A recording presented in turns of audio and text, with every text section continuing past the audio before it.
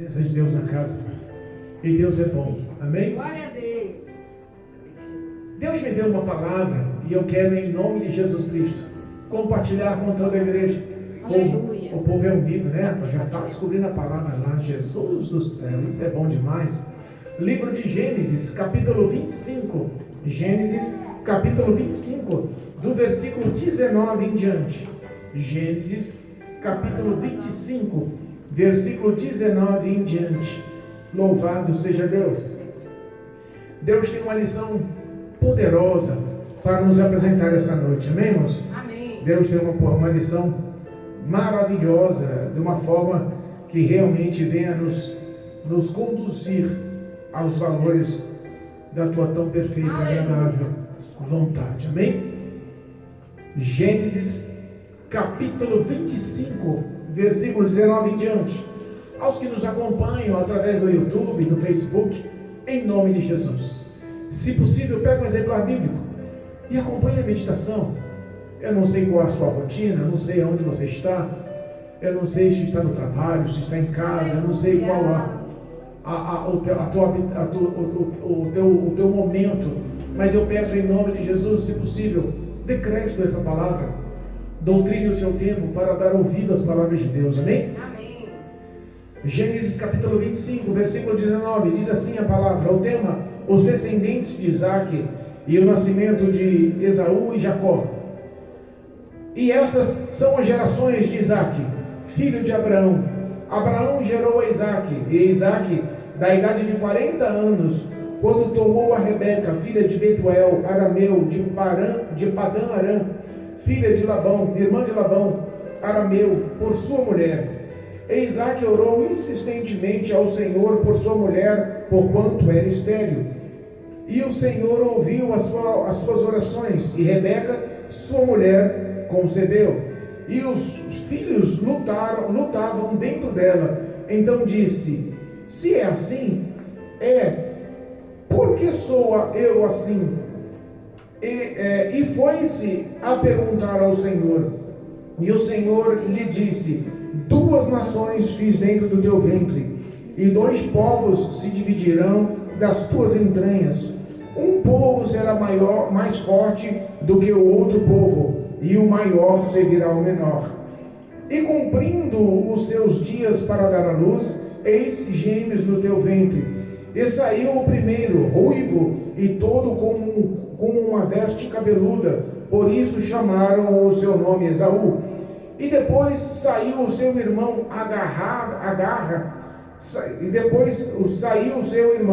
agarra a sua mão ao calcanhar de Esaú, por isso se chamou o seu nome Jacó. E era Isaque de idade de 60 anos quando o gerou. E cresceram os meninos, e Esaú foi varão perito na caça, varão do campo, mas Jacó era varão simples, habitando em tendas. E amava Isaque a Esaú, porque a caça era o seu gosto, mas Rebeca amava a Jacó. E Jacó cozera um guisado, e veio Esaú do campo, e estava ele cansado. E disse Esaú a Jacó: deixa-me, peço-te, comer desse guisado vermelho, porque estou cansado. Por isso se chamou o seu nome Edom. Então disse Jacó: vende-me hoje a tua primogenitura. E disse Esaú: eis que estou a ponto de morrer, e para que me servirá logo a primogenitura? Então disse Jacó: jura-me hoje. E jurou, e vendeu a sua primogenitura a Jacó. E Jacó deu pão a Esaú e o guisado das suas lentilhas, e ele comeu e bebeu, e levantou-se e foi-se. E assim desprezou Esaú a sua primogenitura. Amém? Amém. Podemos sentar. Em nome de Jesus. Irmãos, nós conhecemos a história da origem do povo de Israel, da escolha de Deus por Abraão, intitulado o pai da fé. Nós sabemos quantas promessas fez o Senhor, e nós sabemos também que todo o contexto de vida de Abraão e Sara, sua mulher, teve uma promessa dada por descendências inúmeras, de tal forma que o próprio Senhor disse que seria como os grãos da areia da praia do mar, ou como o número das estrelas dos céus. Impossível de se contar. E a verdade é essa. Não dá para se calcular.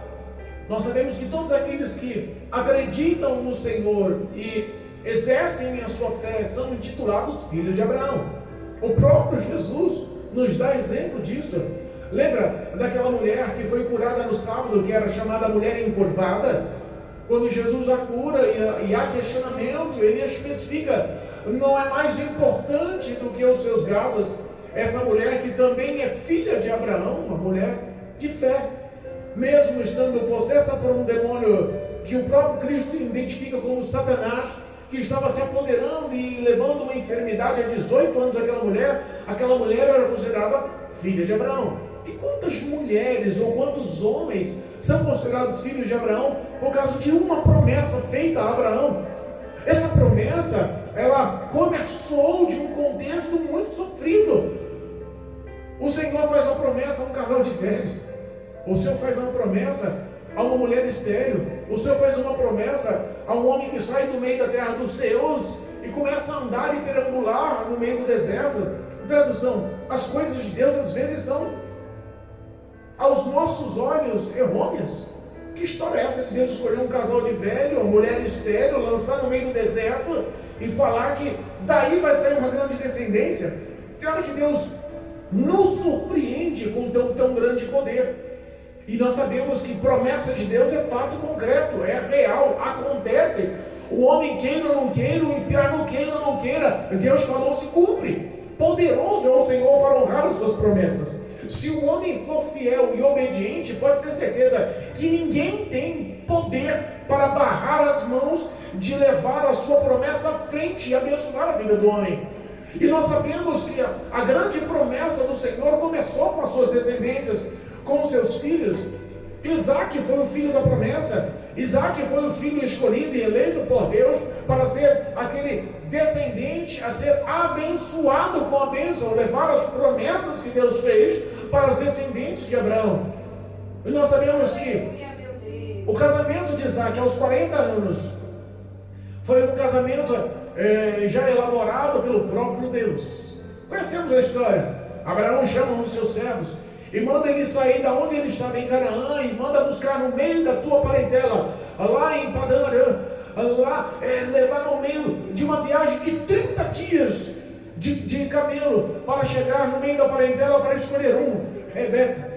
E nós sabemos que as escolhas às vezes parecem difíceis, as escolhas parecem às vezes incoerentes. Você acha que Abraão, Sara e Isaac, aos 40 anos de vida, ele não teria pretendentes ao seu redor? Mas o que Deus reservou e colocou no coração do pai foi que a descendência dele fosse gerada com uma origem de temor no coração. Se Deus o escolhera como um homem temente ao Senhor e obediente, a raiz de obediência estava no coração da família. Por isso ele deu ordem ao seu servo para buscar uma mulher ao seu filho Isaac no meio da sua parentela. Aleluia. Conhecemos a história. 30 dias caminha o servo, 30 dias leva para chegar à terra dos parentes de Abraão. E nós sabemos que foi através de uma oração que Deus mostra Rebeca ao servo de Abraão. Ele pede e o Senhor confirma que uma mulher se dispõe a dar-lhe de beber e também a dar de beber aos seus camelos, 10 camelos, 30 dias andando no deserto. Um camelo bebe em torno de 90 a 120 litros de água cada um, vezes 10, levando em baldinhos, tirando da fonte. Tradução: ele queria saber se a mulher escolhida realmente seria uma mulher submissa, obediente, seria realmente uma mulher de bom coração e que não faria questão de, através do seu esforço, honrar um homem desconhecido. Sabe que às vezes nós pagamos alguns preços e não entendemos o porquê, né? A Rebeca foi uma das mulheres, foi a mulher escolhida por Deus para Isaac, mas ela se dispôs a ser fiel, obediente e amorosa. Ela não contestou O homem lhe pediu água para beber, ela não só deu da água dela, ela também serviu seus 10 camelos e deu a de beber a 10 camelos que estavam sedentos. Quanto suor! Mas ela decidiu honrar ao próximo. E nós sabemos que todas as vezes que a obediência opera em nosso coração, Deus abre as portas.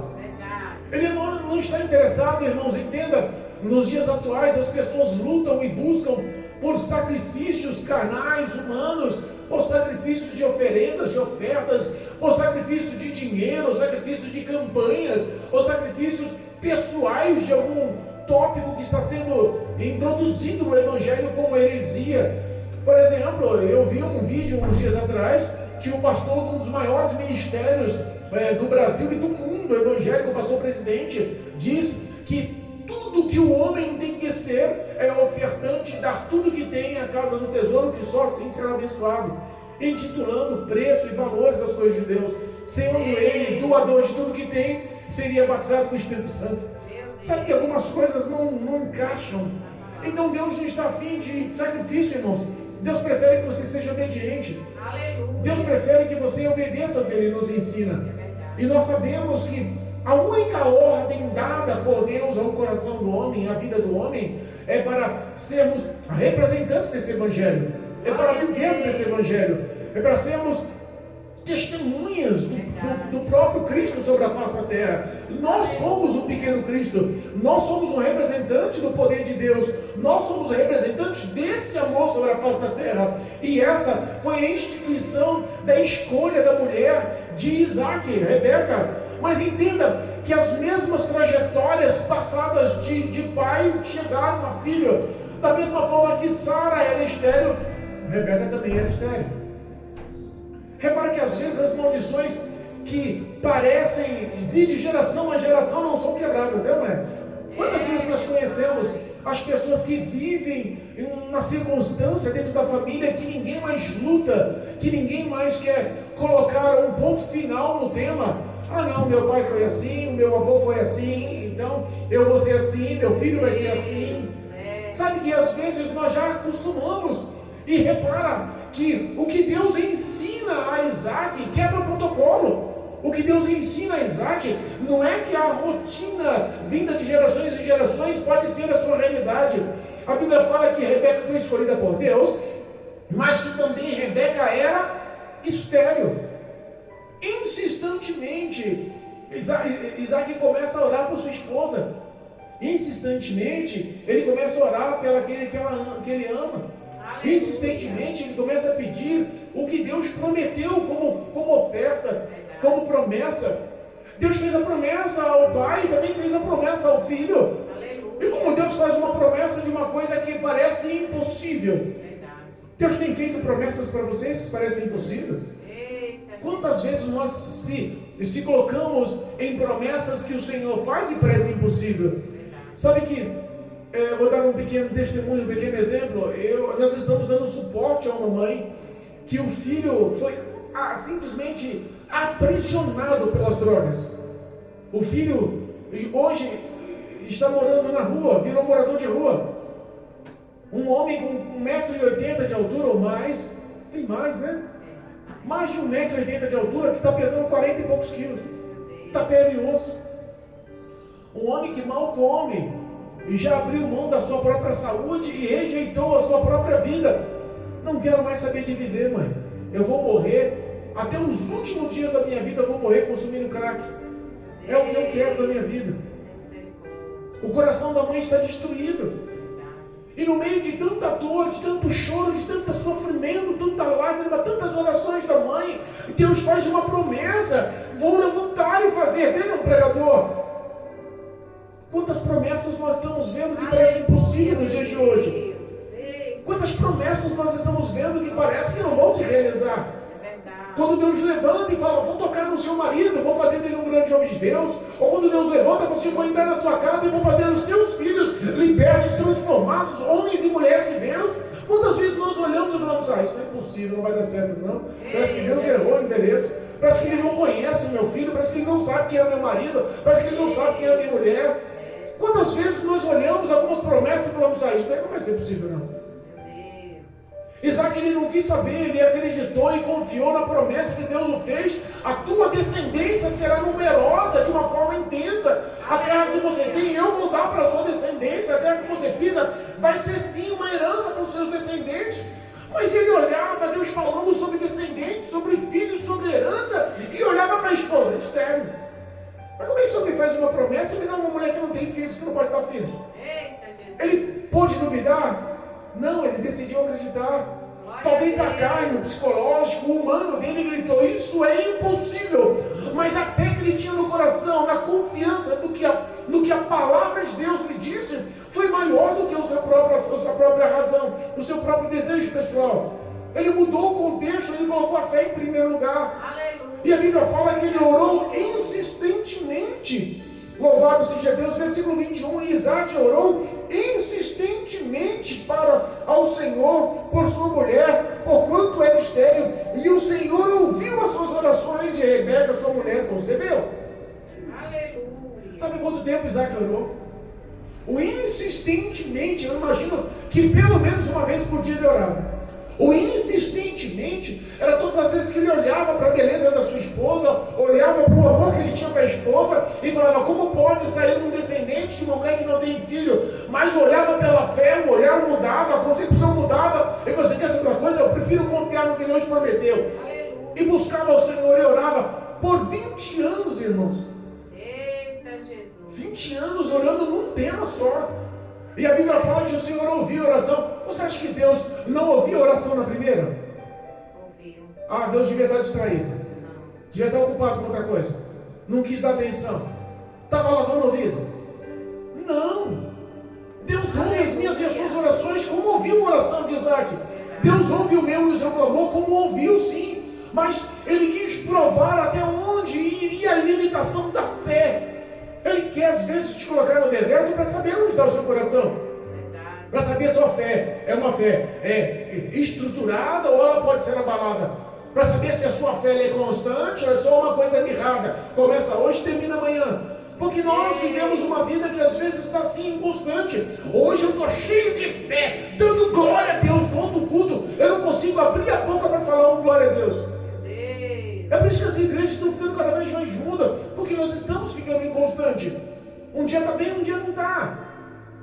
Mas a Bíblia fala que Isaac constantemente, insistentemente, diretamente, abriu o coração e abriu a boca a clamar em oração, intercedendo por sua mulher. O que ele queria não era somente a sua descendência, o que ele queria era a promessa concretizada, não só para a vida dele, mas concretizada para a sua descendência, para os filhos dos seus filhos.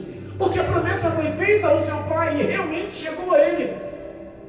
E o Senhor atendeu a oração. Glória a Deus. Mas entenda, quando a Rebeca fica grávida, ela começa a sentir uma coisa diferente. Bom, mulher que deve entender isso daí, né? Homem está meio difícil para entender, explicar isso daí, né? Acho que todo mundo aqui já foi mãe das irmãs, então as irmãs vão entender muito mais. Quando a mulher está gestante, quando está com a barrigona, né? 6 meses, 7 meses.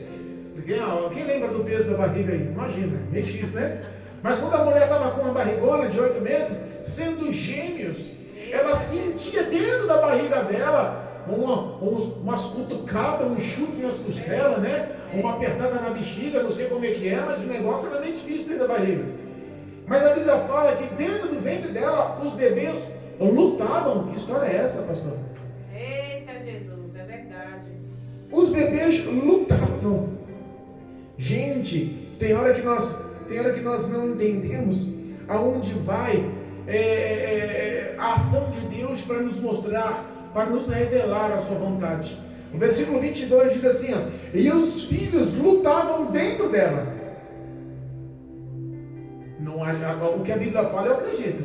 Ele não estava só esticando, não, lutavam entre si, dentro do ventre, dentro da barriga da mãe. Já havia um certo atrito entre eles. Meu Deus. Eles lutavam. E ela começa a se perguntar, mas Senhor, peraí, se é assim dentro da minha barriga, meu Deus do céu, por que isso? Se é assim dentro da minha barriga, como é que vai ser depois? E por que está sendo assim? Ela começa a contextualizar, ela começa a conversar com Deus, e Deus decide lhe mostrar, porque assim, Ele às vezes mostra em situações difíceis. Porque uma luta de 2 bebês gêmeos dentro da barriga é uma coisa expressiva. Não estavam lutando, mas eles estavam ali incomodando um ao outro. Imagino que aquele incômodo também machucava e doía a mulher. E ela começa a contextualizar, mas que dor é essa, que prova é essa, que dificuldade é essa, por que isso? Às vezes Deus dá uma pontadinha de dor, né? Para mostrar a direção do caminho que Ele quer. Às vezes Ele dá uma provinha para você abrir o olho. Não, peraí, eu vou te revelar a minha vontade através dessa dor. Eita, Jesus. E Ele fala para ela, versículo 23. E o Senhor disse: 2 nações fiz dentro do teu ventre. Quem fez? Senhor. O próprio Deus. 2 nações. Então Deus tinha feito uma promessa a um descendente, mas colocou 2 descendentes dentro da barriga. Deus colocou, olha só como se repete, o mesmo tópico que entrou na vida de Abraão e de Sara. O primeiro filho não foi Isaac, o primeiro filho foi Ismael. Verdade. Repara que um foi eleito por Deus, não foi Ismael primogênito, foi Isaac depois que nasceu. Da mesma forma entrou o mesmo contexto. Deus fala: tem 2 nações, e eu fiz 2 nações dentro do seu ventre, para se repetir um passo de Abraão. Mas e se Abraão e Sara não tivessem tomado aquela atitude? Sara fala assim: ó, toma minha serva Agar, né? Porque Deus prometeu uma descendência, vai ver comigo, uma descendência é tua, semente é tua, você faz um filho com ela e eu vou me titular mãe. Meu Deus. Às vezes Deus não precisa de mãozinha, viu, irmãos? Verdade. Às vezes a sua atitude gera consequências de gerações em gerações. Às vezes as nossas escolhas geram situações que perdemos o controle. E Deus diz: fiz 2 nações no teu ventre, e 2 povos se dividirão das tuas entranhas. Um será mais forte do que o outro povo, mas o maior servirá o menor. Repetiu a mesma coisa. Entre Ismael e Isaac, Ismael era o guerreiro, Ismael era o homem, o caçador, Ismael que se tornou o arqueiro, que no deserto sobreviveu e formou família, e a descendência dos árabes veio até hoje, e são um povo rico e um povo poderoso até hoje. Aleluia. Mas entenda, da mesma forma surgiu aqui 2 nações, e o maior serviria o menor.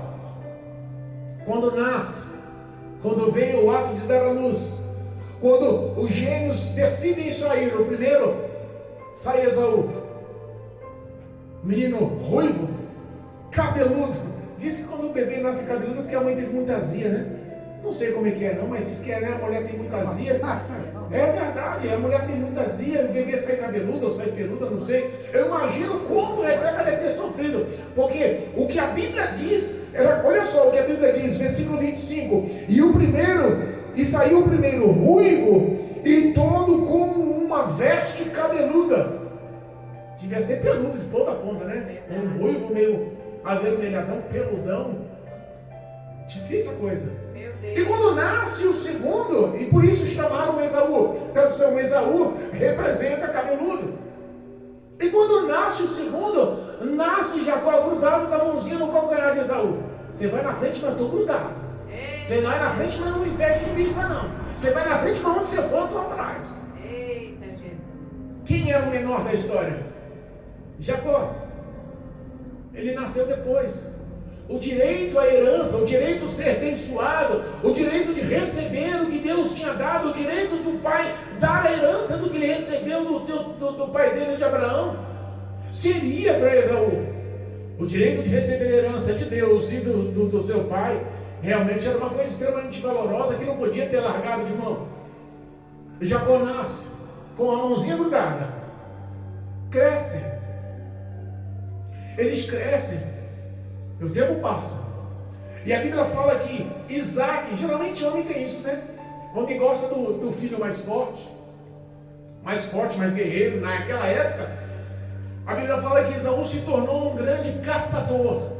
Eu imagino Esaú com arco e flecha na mão, com uma faca do lado, né? Eu imagino Esaú entrando para o meio do mato afora e trazendo grandes caças nas costas, sendo um homem que supria, sendo um homem maior, mais forte, porque geralmente quem caça, eles exercitam muito mais, forçam muito mais o corpo, se destacam em força. Mas a Bíblia fala que Esaú se tornou um grande caçador, E Jacó ficava em casa. Eita, Jesus. E Jacó era caseiro. E Jacó só habitava nas tendas. E Jacó não tinha nenhum mérito. A Bíblia não fala nada de Jacó. Jacó era simples e habitava nas suas tendas. Não tinha nada de acrescente. Ele era realmente pequeno perto do irmão. No mínimo era menor, era mais fraco. A Bíblia fala que Esaú, quando estava irado, Jacó teve medo. Então o irmão mais velho sempre se impunha. E isso alegrou o coração do pai. Meu filho, caçador, guerreiro, o que entra nos matos, nos campos, e volta depois de dias com grandes caças. Eu tenho um orgulho desse meu filho. Esse é o mais velho, o mais forte, o primogênito. Esse é o meu orgulho. A Bíblia fala que Isaac amou mais Esaú, mas a mãe amou mais o filho caseiro. Tem isso, não tem? Aquele que fica em casa aprendendo com a mãe, aquele que fica em casa sendo dengado pela mãe, né? Que nem diz minha sogra, né? Durando, né? Aquele que fica recebendo o duro de casa, né? Eita. O carinho. E a Bíblia fala que a mãe Rebeca amava mais Jacó. Amava mais Jacó. Entenda uma coisa. O tempo passa. E tudo que se mostra forte, tudo que se mostra soberano, tudo que mostra assim independente, sem a direção de Deus, cai. Meu Deus. A sua força tem que estar em Deus. Verdade. A sua força tem que estar focada naquele que tudo pode. A sua força tem que estar focada nas promessas e na palavra de Deus. Aleluia. Jacó ele era caseiro, no mínimo aprendeu com a sua mãe a cozinhar. Jacó era caseiro, no mínimo ele aprendeu os deveres de casa. No mínimo aprendeu a estender uma roupa, aprendeu a fazer um feijão. Eu estou devagar nessa área, eu sou ruim de cozinha. Mas no mínimo ele aprendeu os deveres domésticos, aprendeu a obedecer, aprendeu a ser submisso, a ser amado pela mãe. A mãe dedicou mais tempo ao filho. Aleluia. E em uma certa ocasião, a Bíblia fala que Esaú foi ao campo, foi ao mato, foi caçar. O intuito dele era voltar com uma grande caça e passou o seu dia. E Jacó ficou em casa fazendo uma lentilha. Chega Esaú, morrendo de fome. Rapaz, tinha fome, fiquei o dia inteiro sem comer atrás da caça. Tá cheirando bem aí, hein? Dá um prato disso para mim. Eu imagino que Jacó não deu na hora, né? Rapaz, não tá pronto não, espera aí. Tá com fome mesmo? Olha o cheiro como tá. Olha como tá gostoso. Olha só a cor. Imagina, eu caprichei no tempero. Hoje o prato é especial. Jacó, ele era enganador, irmãos. Ele era focado no que ele queria. Ele era focado na recompensa. Ele era focado na herança. Abraão era um homem riquíssimo, passou a herança para Isaac. Isaac se tornou um homem riquíssimo, ele estava focado na herança. E não só na herança, mas também na bênção que Abraão deu ao seu filho Isaac. Porque a bênção era o foco da maior importância. Nós sabemos que quando o Senhor abençoa, esquece. O inferno pode se levantar, mas Deus honra.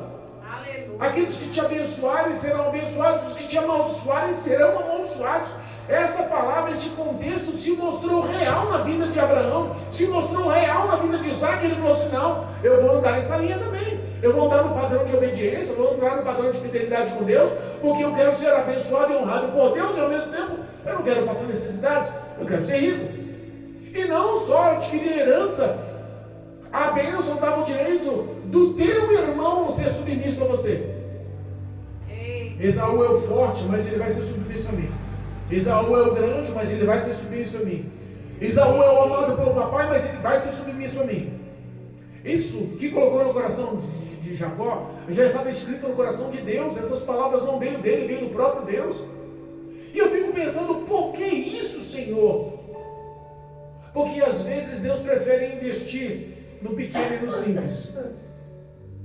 Deus prefere investir na gente, que é simples, pequeno, sem recursos. Deus prefere investir graça, amor, presença em nossas vidas. Quantas igrejas de 25 mil membros, quantas igrejas grandiosas, quantos eventos grandiosos, quantas pessoas de nome estão com os ministérios transportando, focados somente na prosperidade, e a presença de Deus já está do lado de fora. Meu Deus. E a presença de Deus já não se faz presente. Eles estão usando o nome de Deus, estão usando o nome de Jesus, estão usando as Escrituras, mas o próprio Deus, o próprio Cristo já não se faz presente.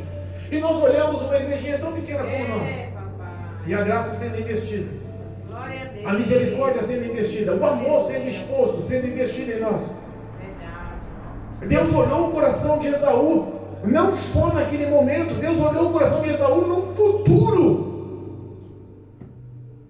E sabia que toda aquela arrogância, todo aquele pensamento altivo, todos aqueles pensamentos de ser superior e melhor, não era o que ele almejava para os seus descendentes.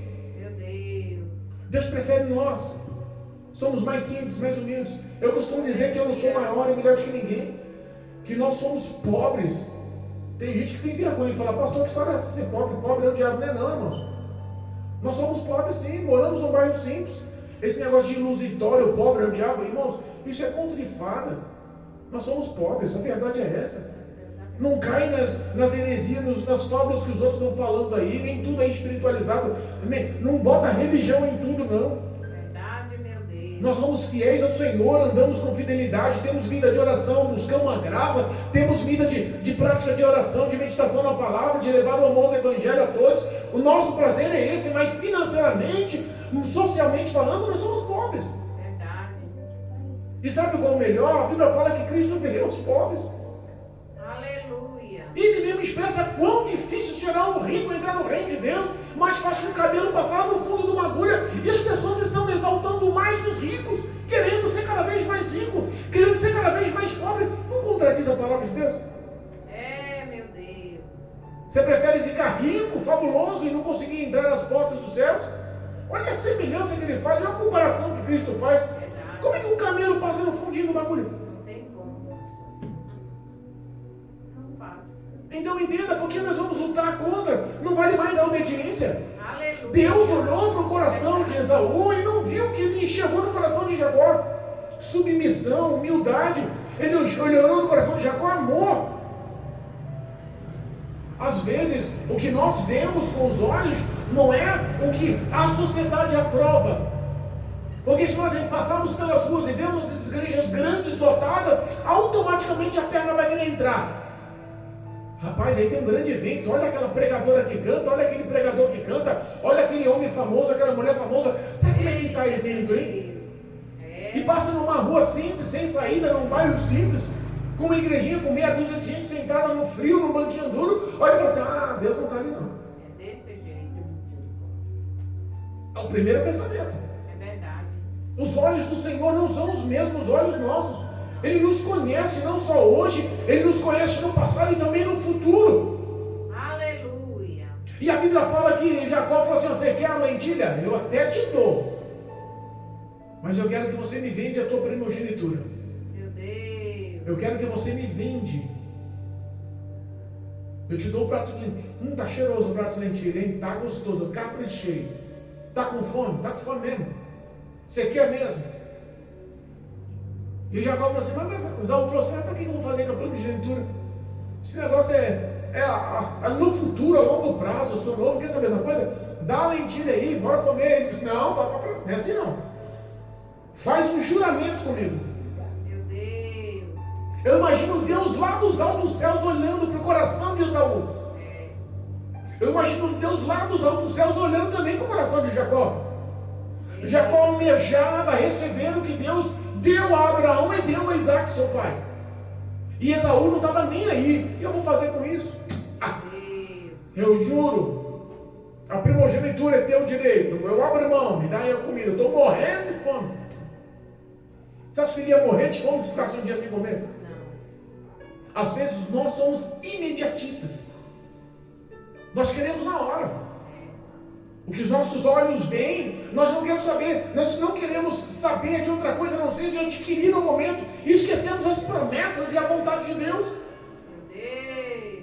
Quantas escolhas você fez que contradiz o que Deus te prometeu e quando você praticou, caiu em si e falou assim, Ih, rapaz.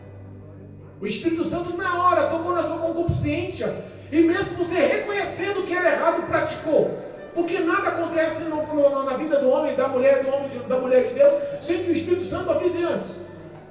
Você às vezes escolhe com consciência, eu sei que está errado, mas vou praticar. Eu sei que está errado, mas eu não quero saber não. O que eu estou vendo agora, para mim, é mais importante. Meu Deus. Abriu mão. Irmãos, olha só. Abrir mão dos caminhos de Deus, da palavra de Deus, do relacionamento íntimo com Deus, dos projetos de Deus, por uma coisa tão pequena, tão simples, tão passageira, mas dava fome, dava o sabor da comida na hora.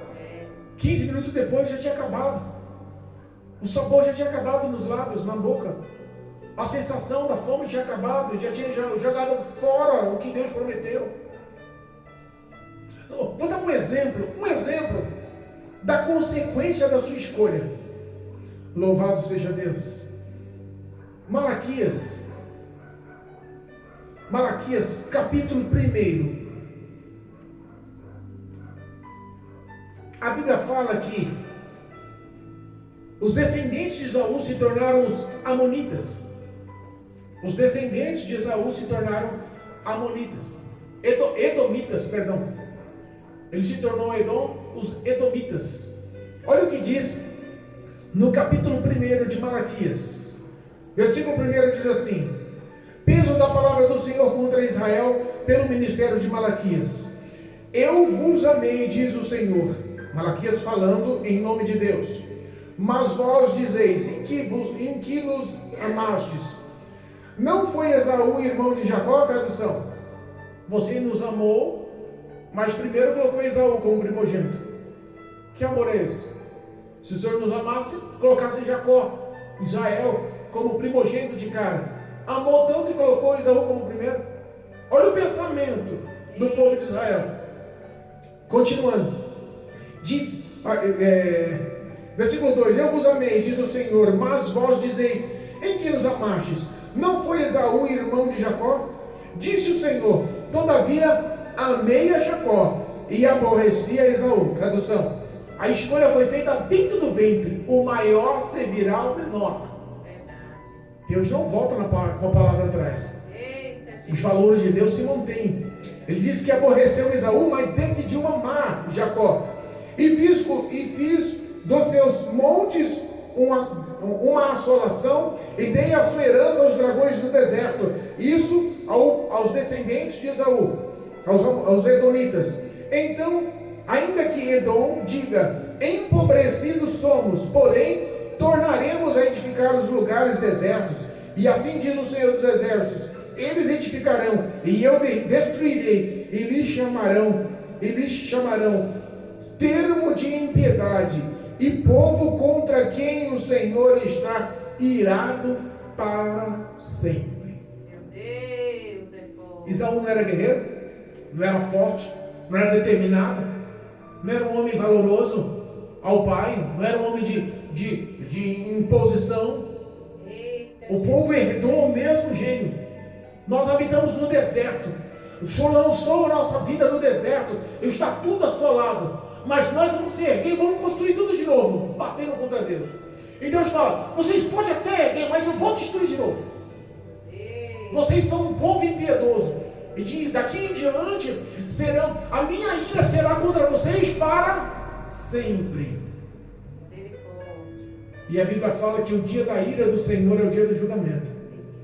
E se Deus ficar irado com um povo para sempre, pode ter certeza que o dia da ira vai se destacar. A condenação realmente é para sempre. Olha a descendência de um homem que decidiu trocar os valores de Deus por um prato de lentilha. A decisão no ato da fome de abrir mão dos valores de Deus por um prato de comida formou um povo que foi rejeitado e condenado, irado por Deus para sempre. Rejeitado por Deus para sempre. Olha só a tua atitude, como pode mudar a vida de centenas ou milhares de pessoas. O que ele trocou? Qual o valor? Qual o peso disso? Se nós paramos para pensar, ele abriu mão de valores eternos. Lembra quando a minha esposa, ela gosta muito de ler em Gênesis 28, que fala sobre os dízimos e as ofertas? Gênesis capítulo 28, versículo 12 em diante. A Bíblia fala que Jacó estava indo fugindo de casa, indo para a casa do seu tio Labão, com medo de Esaú. E no meio do caminho para em um local deserto, deita para dormir, põe uma pedra como travesseiro na sua cabeça. E ele põe uma pedra e como travesseiro e dorme. E nesse ato de dormir ele sonhou. Versículo 12. E sonhou, e eis que era posta na terra uma escada cujo topo tocava nos céus. E eis que os anjos de Deus subiam e desciam por ela. E eis que o Senhor que estava em cima dela disse: a herança, a promessa, o que Deus prometeu para Abraão, para Isaac, pai de Jacó, também prometeu para Jacó. Olha o que Esaú abriu mão. Olha o que Esaú trocou por um prato de lentilha. Olha o que as nossas escolhas, às vezes, por não sermos obedientes e fiéis, acarretam. Olha o que perdemos. Eu sou o Senhor, o Deus de Abraão, teu pai, e o Deus de Isaque. Esta terra que estás deitado, te darei a ti e a tua semente. E a tua semente será como o pó da terra, e estender-se-ão ao ocidente e ao oriente, ao norte e ao sul. E em ti e na tua semente serão benditas todas as famílias da terra. E eis que eu estou contigo, e te guardarei por onde quer que fores, e te farei tornar a esta terra, porque te não deixarei até que haja feito tudo o que eu tenho dito. Aleluia. Primeiro, quando nós falamos em descendência, em grande povo, nós falamos de uma nação forte. Você reparou que as famílias hoje estão ficando cada vez menores? Há 50 anos atrás era comum as mulheres ter 10, 12 filhos. A minha sogra teve quantos filhos? 8, né? 8 filhos. A minha mãe teve 6 filhos. 12 filhos. Mas, e no passado era muito mais isso, e era comum isso.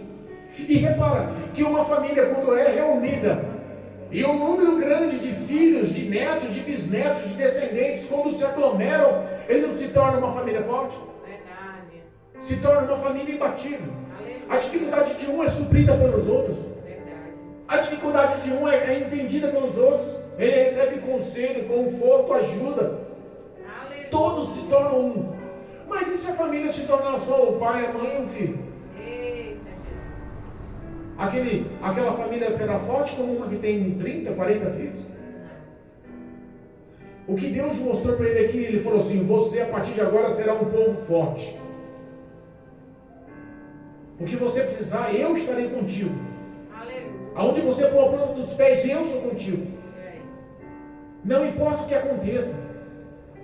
Entenda uma coisa, a presença de Deus já faz a diferença em nossas vidas. Ele te faz forte em todas as situações. Ele jurou não só dar riquezas e honra à descendência, ele jurou estar com Jacó pelo resto da sua vida. Esaú trocou a presença de Deus pelo resto da sua vida de ser honrado, abençoado, protegido pelo próprio Deus, por uma coisa banal, supérflua. O imediatismo está dominando o coração dos crentes. As pessoas estão trocando porque querem imediatamente. Se Deus prometeu e se passar uma semana e não cumprir, não quero mais saber. Se Deus prometeu e passou mais de um mês, pelo amor de Deus, eu vou andar com as minhas pernas. Eita Jesus. Nós vemos isso em tantas coisas dentro do ministério.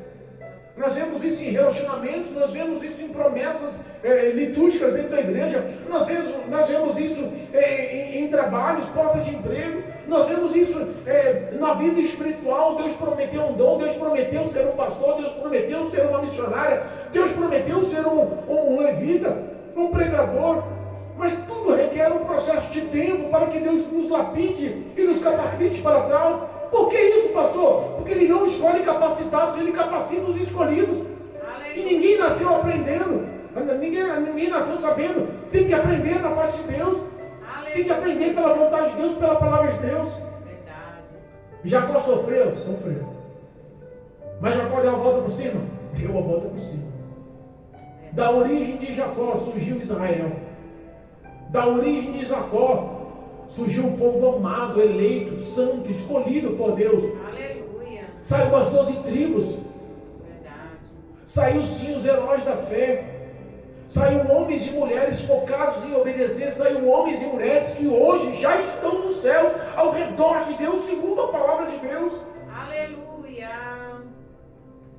Glória a Os Deus. líderes das tribos já estão na presença de Deus, irmãos. É verdade.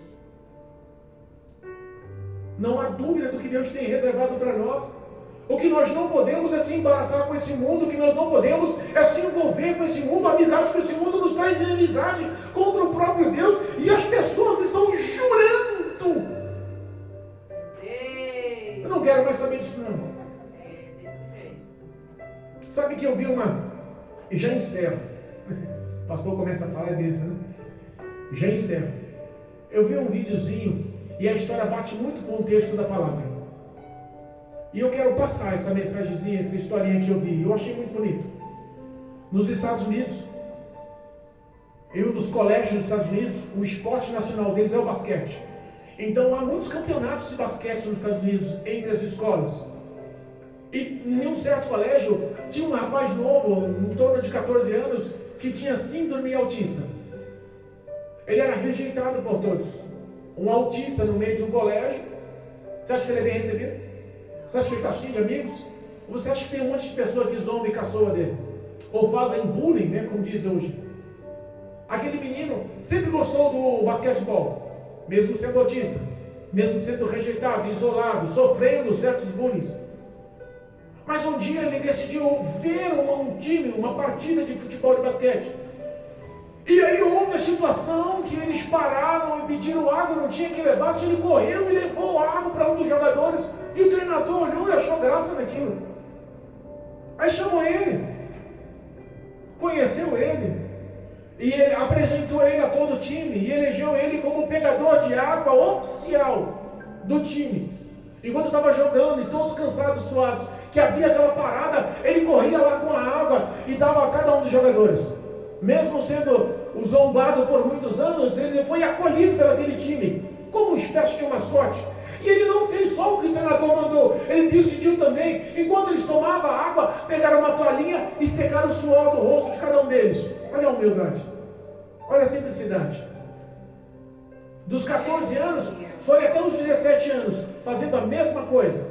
Ele foi acolhido pelo time, foi acolhido pelo treinador, todo mundo passou a gostar dele, mas ninguém lhe dava uma oportunidade maior.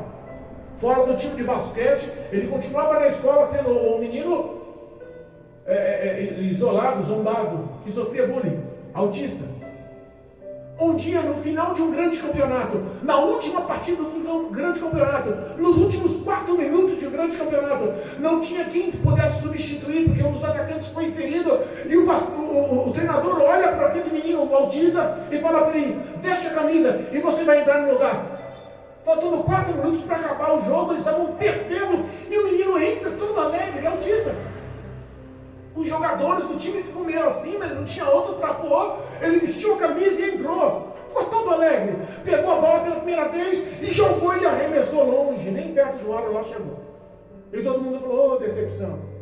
Pegou a bola pela segunda vez, jogou, bateu no aro, quase entrou. E o tempo passando, 4 minutos para encerrar. Quando ele pega a bola, de repente, de longe, ele faz uma cesta de 3 pontos. Todo mundo entra em delírio. Aí daí em diante, todas as vezes eles pegavam a bola, punha na mão dele, e ele de longe, cesta de 3 pontos, cesta de 3 pontos, cesta de 3 pontos. Tradução: nos últimos segundos, ele fez a última cesta de 3 pontos e levou o time que estava perdendo a vitória. Glória a Deus. Invadiram a quadra, o abraçaram, o ergueram e o elegeram como um jogador oficial do time. Aleluia. Pastor, o que tem a ver isso com a história de Esaú e de Jacó? Não entendi nadinha. Que às vezes o menor, o mais humilhado, o que sofre perseguições, aquele que não tem crédito nenhum perante os outros, é esse que Deus quer erguer. É esse que Deus quer testar por anos servindo, como ele servia a água, secando o suor do rosto dos outros jogadores, sendo humilde. É Deus que quer testar às vezes a gente para saber onde está o nosso coração, se seremos humildes ou não, se seremos fiéis no pouco ou não, porque o mundo já tem preparado para nós. Aleluia, meu Deus. Esaú, ele tinha já tudo ao teu favor, mas Deus conhecia o coração dele, e se irou com ele para sempre. E Jacó tinha o que os outros não vinham: a humildade e a simplicidade. E Deus preparou um momento de exaltá-lo. Em nome de Jesus. Sendo nós poucos, simples, sem suporte, sem recursos nenhum, Deus continua nos provando. Mas vai haver o tempo de Deus nos exaltar. Vai haver o tempo de Deus colocar assim, em nome de Jesus, a glória dele ativa em nossas vidas, neste ministério. Vai haver sim uma hora que muitos testemunhos olharão, muitos verão e glorificarão o nome do Senhor por tudo que o Senhor agiu em nossas vidas através desse ministério. Glória a Deus. Eu confio na graça e no tão grande amor de Deus em nossas vidas. Se mantenha obediente, se mantenha fiel, se mantenha em nome de Jesus Cristo na presença de Deus. E eu sei que o que Deus tem reservado para nós é muito além. É muito além. Nós sabemos que tudo que Deus faz, Ele faz com um propósito único de aproximar o homem de Deus. Saia daqui sabendo que o teu momento vai chegar. O que Ele quer é que você seja fiel e não coma a lentilha oferecida. Não troque os valores de Deus pelas coisas pequenas deste mundo. Propostas vêm. A tua carne vai gritar pedindo. E o que é pregado aqui nessa igreja nós vivemos, hein? Então, em nome de Jesus, que você seja assim, uma pessoa focada nas promessas que Deus te fez. Ele te prometeu, Ele vai cumprir. Aleluia. Em nome de Jesus, creia, a vitória é certa.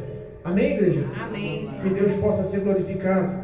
Que o nome do Senhor Jesus possa ser glorificado na tua vida, no teu lar. Ele prometeu salvação de esposo, prometeu salvação de filhos, prometeu recuperação, libertação, transformação, prometeu grandes homens e grandes mulheres, obreiros e obreiras neste lugar. Deus prometeu e Ele vai cumprir. E não vai ser na vida de outros, vai ser na sua vida, vai ser na minha vida, vai ser neste lugar que Deus vai te honrar. Aleluia. Em nome de Jesus. Amém. Amém. Louvado seja Deus.